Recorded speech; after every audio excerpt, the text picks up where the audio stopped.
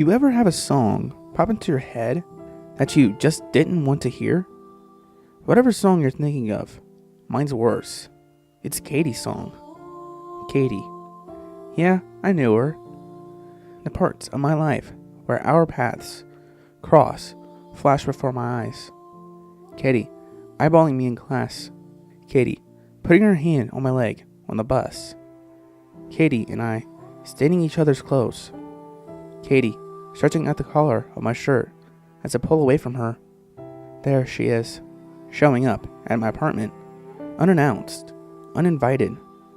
In my mind's eye, the way it happened. But I don't want to see it. I shut my eyes, and the images won't go away. It's 3 a.m, and I should be in bed. Katie's thinking the same thing, and wants to keep me company. There's a knock on my door. My heart starts racing. Whatever this is, can't be good. Good news doesn't knock on your door at 3 a.m.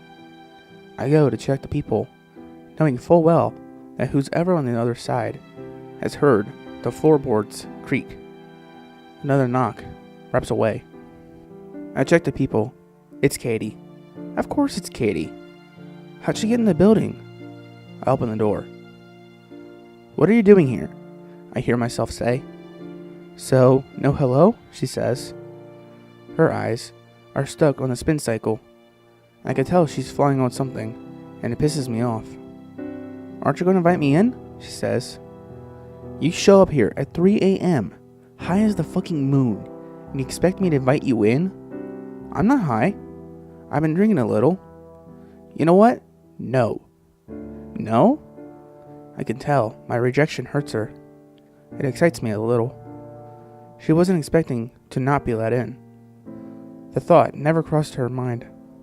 But if I let her in now, I know that I'm implicitly telling her that it's okay to pull this shirt. And once it's okay, it'll happen again and again. Go home, Katie. I start to close the door, but she slaps against it with an open palm. Please, she says. I can't go home. I just need a place to crash. I swear, I won't bother you. That's not my problem. I don't even know you right now, I say, and the door closes. I take a look through the people, and I could see she's just standing there, stunned. She crosses her arms, unsure of what to do. Some weak part of me starts to crack. She looks vulnerable, devastated. It's almost irresistible. But I need to be strong here. I have a point to prove, a valid point, an absolutely essential one. I stand by the door, listening to her heels clip-clop slowly, unsurely, down the hall towards the exit door. When I hear it open and fall shut, I hit the sack.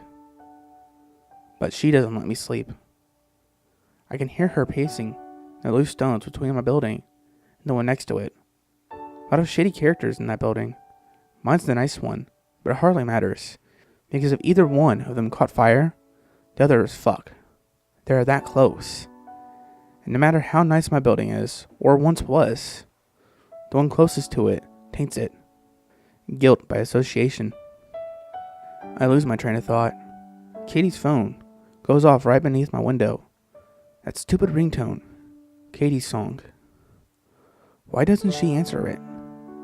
It's cold out there, I know, and she's not exactly dressed for it. I wish she would just go away. Just go home. My mind screams, nobody wants you here. That's guilt-tripping Katie.